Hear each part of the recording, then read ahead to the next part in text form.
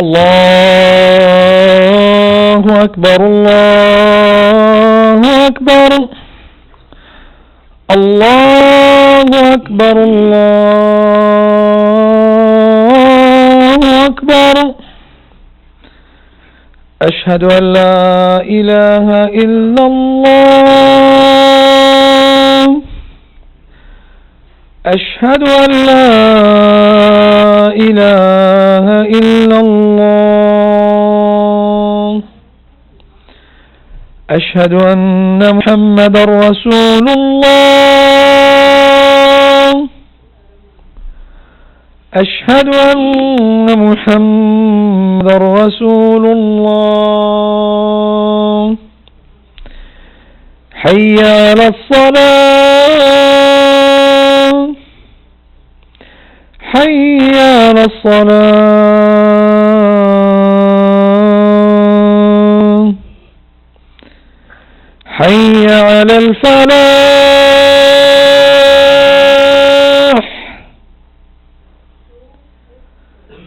حي على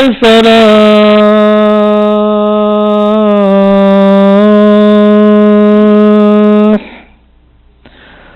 الله أكبر الله أكبر لا إله إلا الله.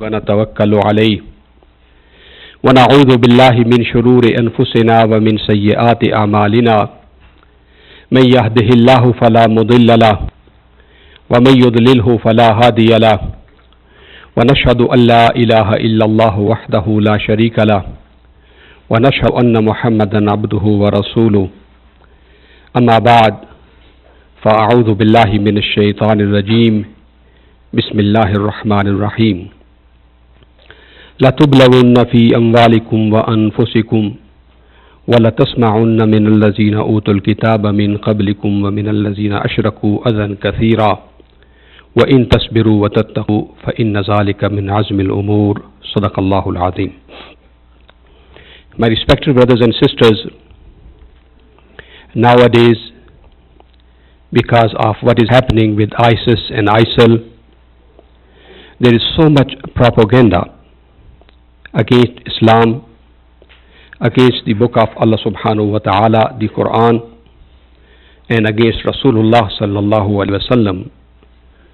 So much so that now the Quran is equated with what is being done by the ISIS itself.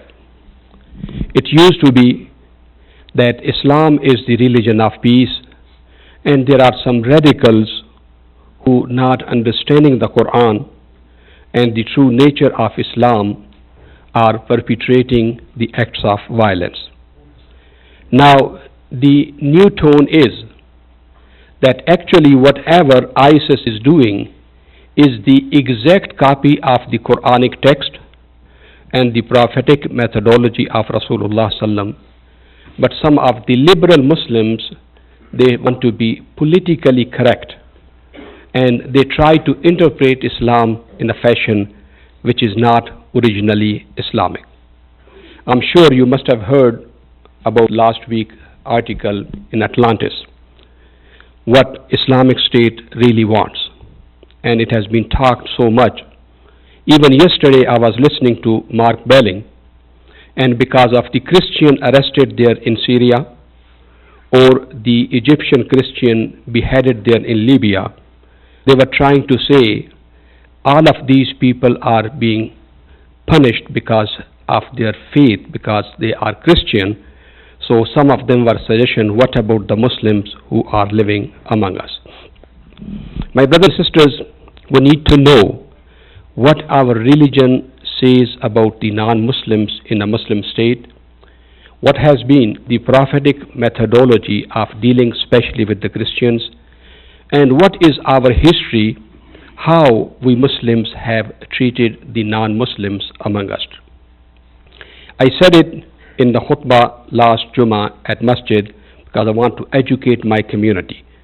And pretty soon you are going to be having the open house, and you might get some of those people coming out and yelling at you and saying the same things which they are listening from media, that you are the killers of Christians, you do not allow the non-Muslims among us you, so go back where you have come from.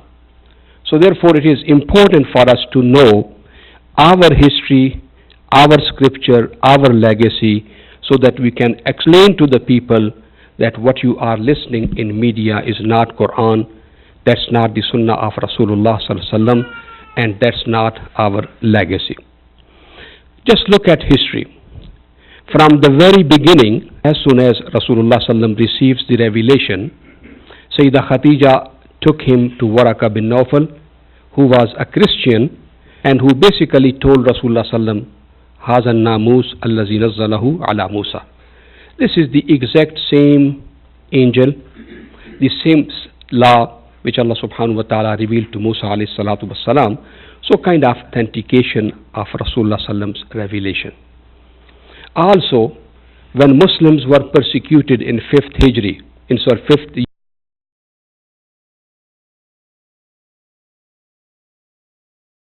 year of Nubuwwah, where did they go? And the Prophet ﷺ said that this is a Christian land and the king is just to go over there. Even second hijrah of Habasha, Rasulullah ﷺ sent his own family, his daughter Ruqayya and the wife of Sidna Usman radiallahu ta'ala anhu. Also look at what happens when some of the delegations from Najran, they came to visit Rasulullah ﷺ in Medina.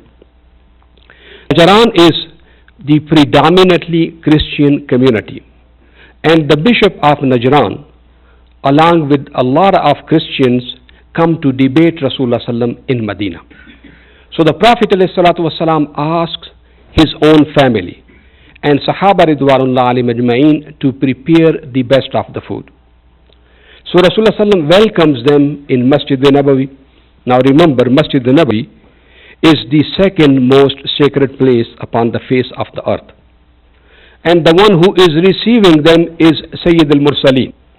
Nobody can be more righteous than Rasulullah sallam. So he is receiving them in Masjid Al-Nabawi, offering them something to drink. And when the food comes, Sahaba Ridwanullah alayhim ajma'in, they want to serve those Christians and want to show that their king Muhammad sallallahu alaihi wasallam is so much respected that Sahaba are willing to do anything for him. But the Prophet alayhi salatu wasallam says, no, I am going to serve the food with my own hand. They are my personal guests. And Rasulullah sallam picks the food with his own hands and puts it in their plates, and especially taking the pieces of lamb with his own hand, keeps on putting it on the plates of those Christians who are basically telling him, you are not the prophet. Actually, you are destroying the religion of God. Jesus is the Son of God, so accept Jesus as the Son of God and you will be saved. So imagine, Rasulullah ﷺ does the Salat al-Asr, and after that comes the time of basically late afternoon prayer for those bishops. As you know, in Christianity, they used to offer 5 times daily prayer like us. Then people got sluggish. So then the priest said, we will pray on your behalf, so you pay that money for the church. So right now the priests, they do offer 5 times daily prayer. They read from the book and do some of the da'wat or the supplications, but then they have changed it from the physical engagement to just the supplication. So it is their late afternoon prayer time. So the Prophet ﷺ asks the people, the Muslims, leave Masjid Al-Nabawi for them and let them do their afternoon prayer. So Muslims leave Masjid Al-Nabawi, stand outside, and give those Christians the opportunity to do the prayer in Masjid Al-Nabawi. Wallahi, sometimes when I see my Muslim brothers and sisters arguing why these non-Muslims are coming to the masjid, or why these ladies are coming to the masjid and they are non-Muslim, I think they are very much ignorant about their Prophet ﷺ and about the Sunnah of Rasulullah ﷺ. To basically look at the actions of Rasulullah ﷺ, he feels very close to the Christian community. And the reason is that Allah subhanahu wa ta'ala has told him in the Quran, and he has also told the reason. لَتَجِدَنَّ أَشَدَّ النَّاسِ عَدَاوَةً لِلَّذِينَ آمَنُوا الْيَهُودَ وَالَّذِينَ أَشْرَكُوا وَلَتَجِدَنَّ أَقْرَبَهُمْ مَوَدَّةً لِلَّذِينَ آمَنُوا الَّذِينَ قَالُوا إِنَّا نَصَارَى ذَلِكَ بِأَنَّ مِنْهُمْ قِسِّيسِينَ وَرُهْبَانًا وَأَنَّهُمْ لَا يَسْتَكْبِرُونَ. That Ya Rasulullah sallam, when it comes to the issue of relationship between the Muslim community and the non-Muslim community, then the Jewish and the polytheist, they will never be able to accept you as a prophet, because there is sense of superiority. There is sense of what we are the chosen people of God, so nobody else is going to be chosen by Allah subhanahu wa ta'ala. And the polytheist. But at the same time Allah subhanahu wa ta'ala tells Rasulullah sallam that وَلَتَجِدَنَّ أَقْرَبَهُمْ مَوَدَّةً لِلَّذِينَ آمَنُوا الَّذِينَ قَالُوا إِنَّا نَصَارَى. You will find the closest to the believers those who call themselves the Christians, and the reason is also told by Allah subhanahu wa ta'ala, ذَلِكَ بِأَنَّ مِنْهُمْ قِسِّيسِينَ وَرُهْبَانًا وَأَنَّهُمْ لَا يَسْتَكْبِرُونَ. Because among them are priests and among them are monks who really are very humble. They are not arrogant. So as long as people are not arrogant, among the people of the book, the Christians are supposedly closest to the Muslims. But when the arrogance comes, like those chosen people who are calling for Zionism and all of those right-wingers, their hate is going to be far greater than everybody else. Yes, because they've got the arrogance. But to cut the long story short, my brothers and sisters, this is what is in the text of the Quran, and this is what is in the Sunnah of Rasulullah sallallahu alaihi wasallam. The Prophet ﷺ made it very much clear in the Constitution of Medina that the people of the book, they are going to be equal citizens as long as they take the equal responsibilities in the state of Medina. And if they don't want to be part of the Islamic army or the army, if they do not want to defend it with their arms, then they will be called Ahlul Zimma, the people of state's responsibility. Then they will pay a little bit extra than the Muslims pay for zakat. Muslims pay 2.5%, so the Ahlul Zimma might have to pay 2.6 or 2.7 because they do not serve in the Muslim army. So that war tax is going to be a kind of increase in the amount of jizya more than the zakat. And at the same time, the Prophet ﷺ said it so clearly. Wallahi, my brothers and sisters, I want you to just reflect upon the words of the hadith. The Prophet ﷺ said, Man zalama muahidan, or intaqasahu, or kallafahu fawqa rakhatihi, أو أخذ منه شيئا بغير طيب نفسه فأنا حجيجه يوم القيامة. If giving zimma or contract to these non-Muslims, whether Christians or Jews, is accepted by both parties, after that, if a Muslim does any kind of injustice to a Christian or to a Jew, or takes something away from him without his permission or consent, or does any kind of zulm or ask him to do something more than what is beyond his or her capabilities, then I will be pleading the case of that zimmi, that Christian and Jew, on the day of judgment in the court of Allah subhanahu wa ta'ala against that Muslim. So imagine if Rasulullah sallallahu alaihi wasallam is the attorney who is taking the case of that Christian or Jew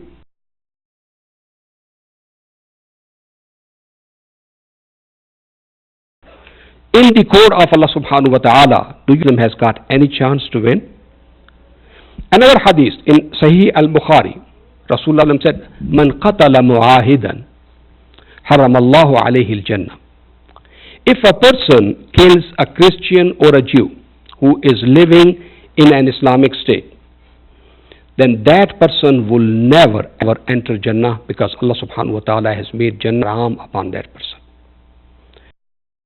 In another hadith, the Prophet ﷺ said, Man qatala mu'ahidan lam yarih ra'ihatil jannah.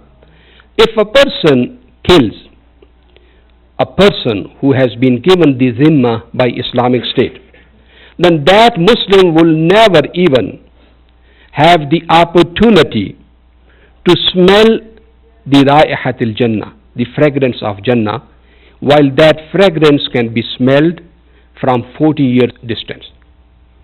That's where the ulama or the fuqaha after Rasulullah sallam, they always put a specific chapter in the books of fiqh about the rights of non-Muslims, Christians and Jews in an Islamic state.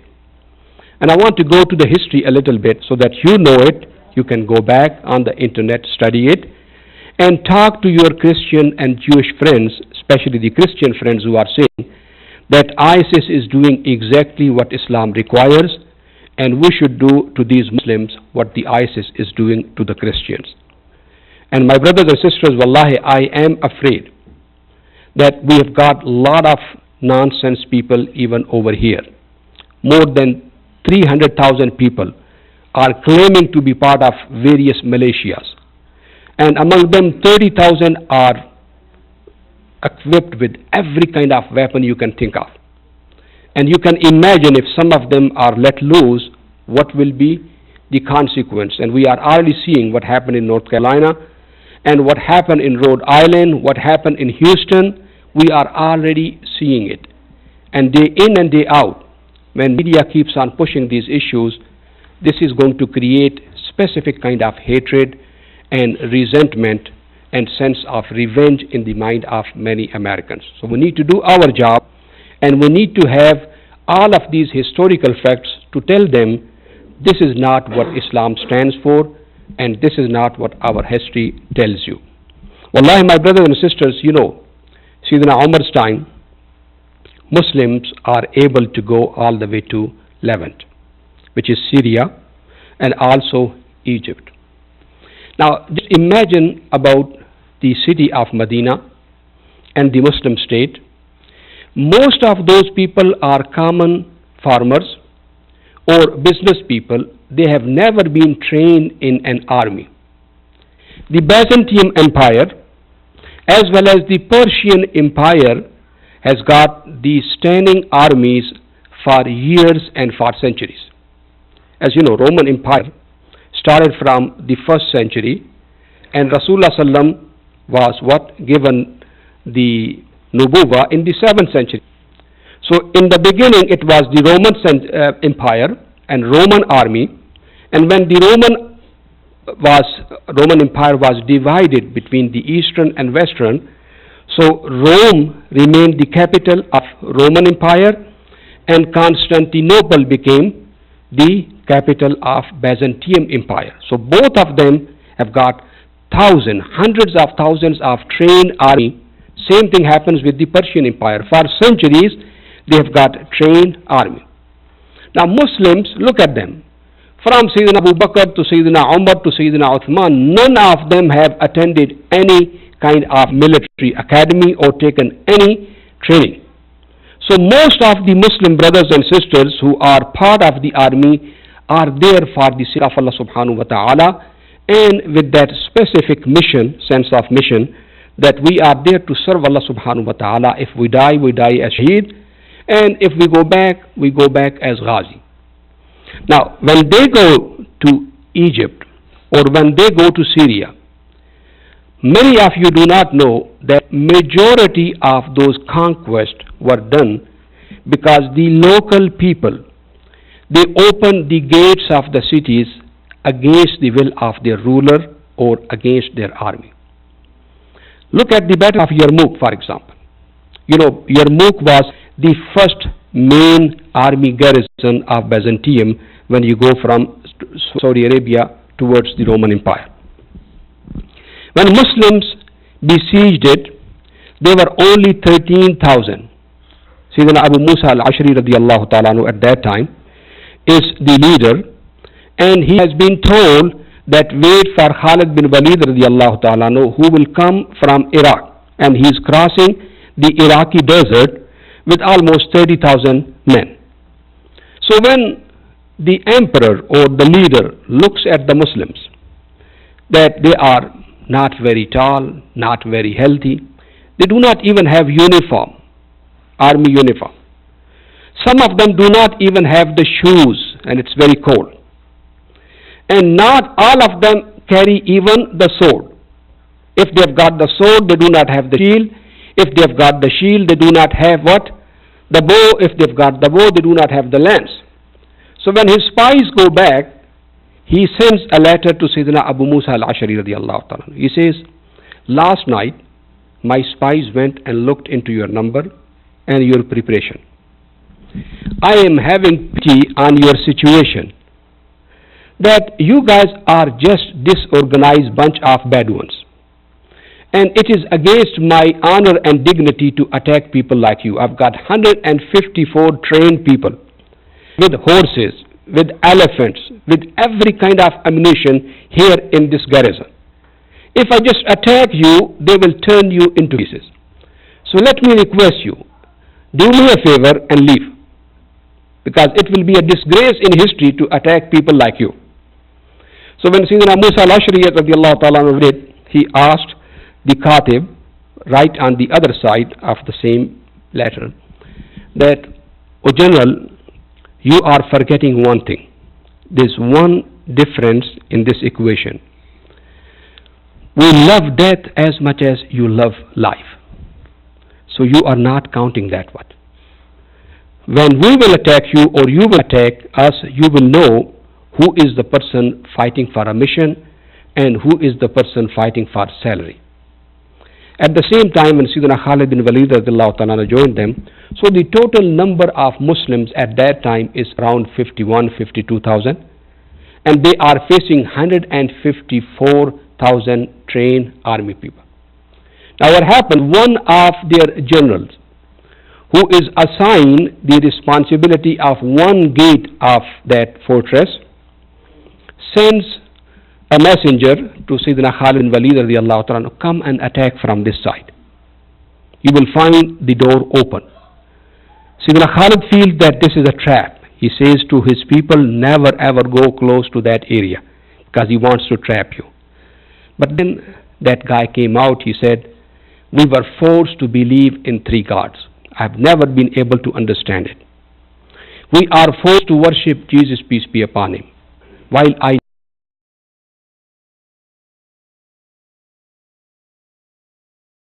know he cannot be God. While we kill him, how can we depend upon him?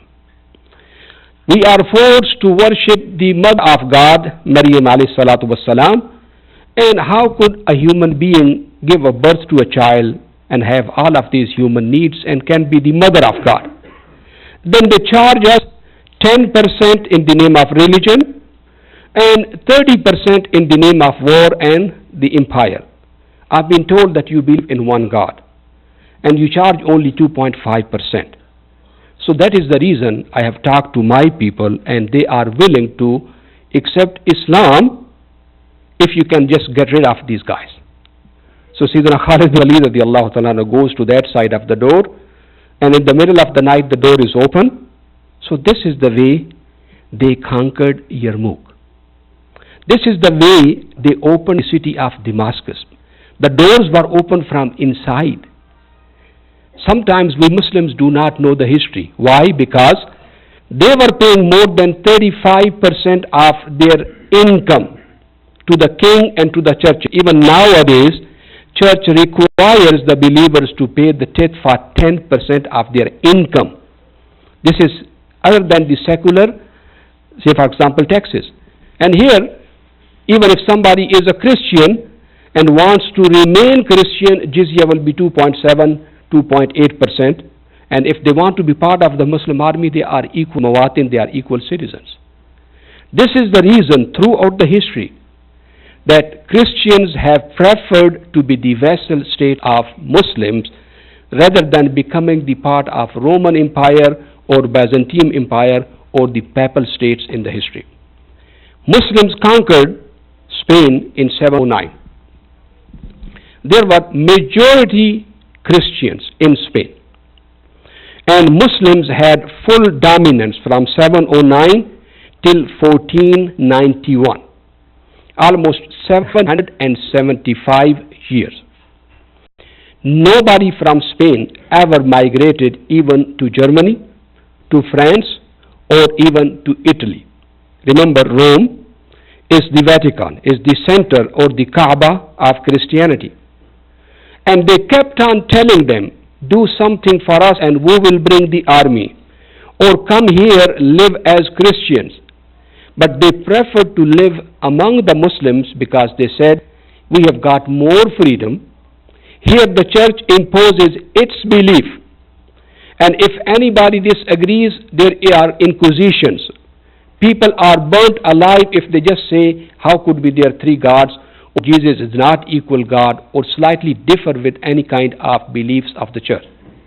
So therefore, they were called Muzarabs.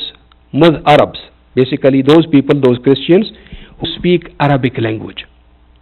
And imagine when Ferdinand and Isabella conquered Spain in 1491, they forced all the Muslims and all the Jews that you've got two choices, either to convert to Christianity or leave Spain. So those who did not want to convert to Christianity were forced to leave Spain, because to them any non-Christian is not permitted to live in the Christian society. And some of the Muslims, because they have got their centuries of wealth, their families, how can they move out of the state? So for example, they said, okay, we will convert to Christianity.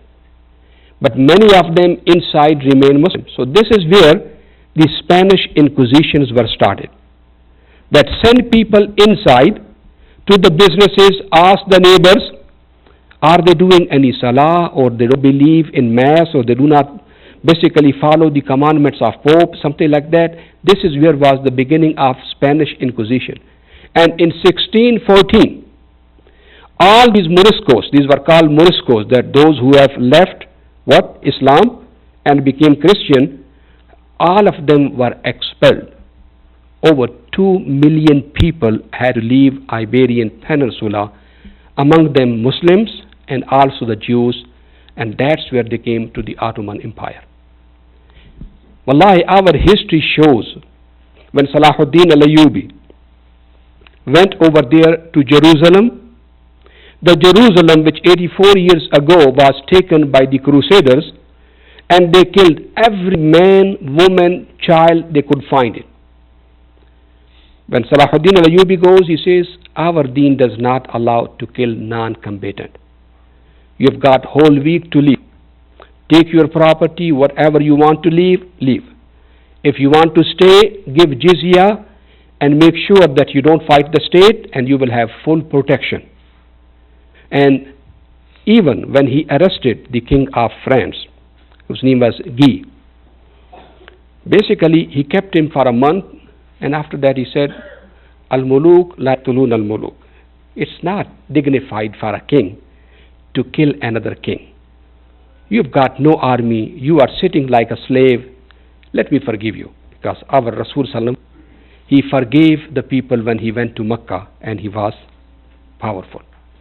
So just give me one guarantee that you will not fight the Islamic State and you will not attack it, and I will let you go. That guy wrote him personal guarantees that I will be your servant for the rest of my life, I will never do some.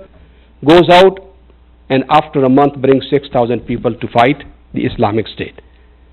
But even when he was next time arrested, Salahuddin Ayyubi said, you were arrested because you did not have a sword in your hand. You were non-combatant. I will not kill you, because Islam does not allow killing of non-combatant. So look at it and what the ISIS is doing. Compare the history, the Quranic text, the saying of the Prophet ﷺ, and what is being done in the name of Islam, and tell them, look by yourself, where does Islam stand from these kind of beheadings and from these type of issues. Actually, the issue is geopolitical. When they see bombs coming, when they see these people working as spies, say for example, last time they gave the explanation that these people were working for Egyptian government, and Egyptian government is throwing bombs upon us, so we are doing it not because they are Christian, but because they are what? Egyptians. So issue is geopolitical issues, but here the media wants to make it the clash of civilization. Wallahi, my brothers and sisters, this is a very dangerous type of development. We need to study our history, share it with our brothers and sisters who are Christian and Jews, and tell them this is not what Islam stands for. Islam is something different. ISIS and ISIL is something different. Don't blame us for the mistakes of UN foreign policies and killing of those millions of people in Iraq and Afghanistan and Palestine everywhere. We were not responsible for that. Islam was not responsible for that.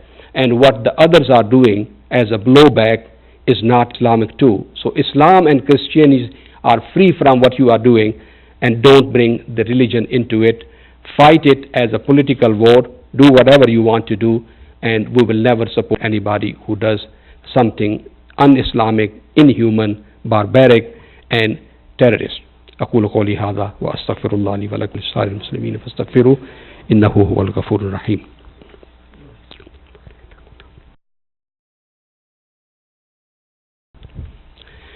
الحمد لله والصلاة والسلام على رسول الله. Now I just want to share with you one story. I'm trying to run as much fast as I can. I want to share the information and also finish the khutbah on time. Rasulullah sallam sends a messenger to Makukas, who is the head of Egyptian, say for example, Alexandrian territory. Instead of accepting Islam, he sends some of the gifts to Rasulullah sallam, and among them is Maria Qibtiyya, Coptic Maria. So Rasulullah sallam has a son from her. As you know, Ibrahim was the son of Maria the Coptic. She accepted Islam, but originally she was a Christian.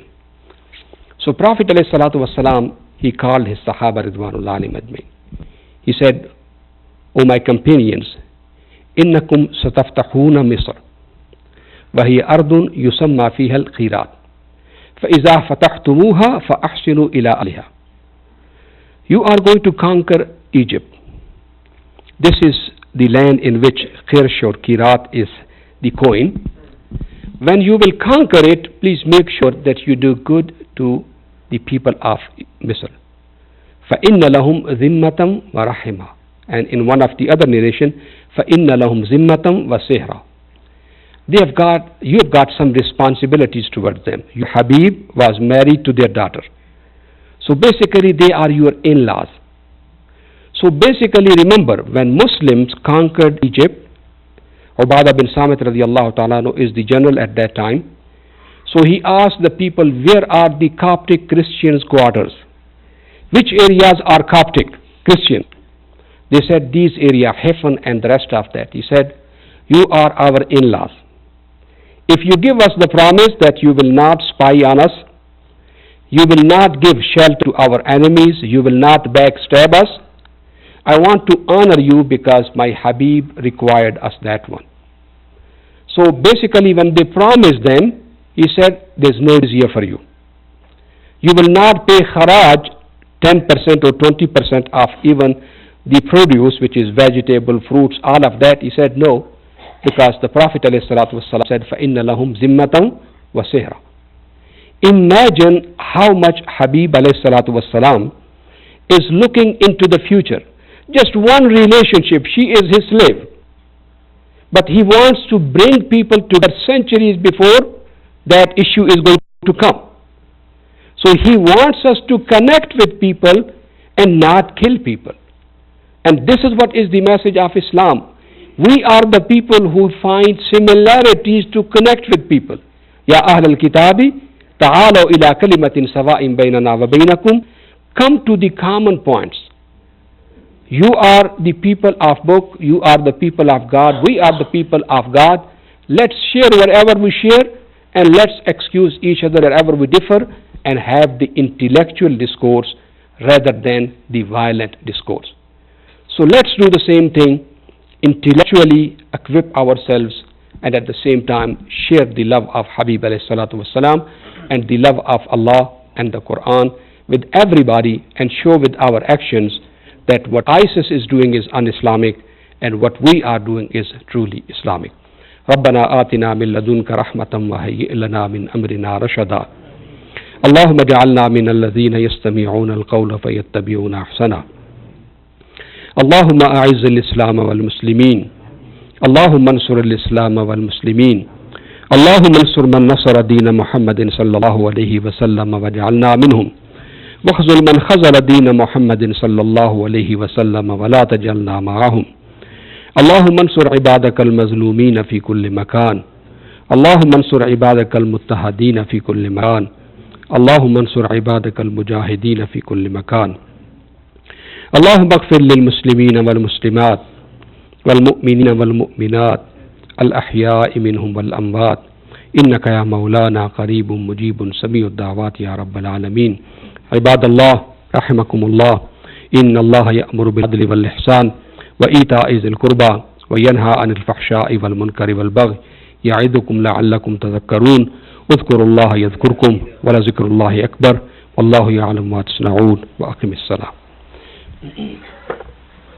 الله أكبر الله أكبر أشهد أن لا إله إلا الله أشهد أن محمدا رسول الله حي على الصلاة حي على الفلاح قد قامت الصلاة قد قامت الصلاة الله أكبر لا إله إلا الله حقا أبدا لا إله إلا الله محمد رسول الله سووا صفوفكم رحمكم الله. Please straighten the lines and fill the gaps.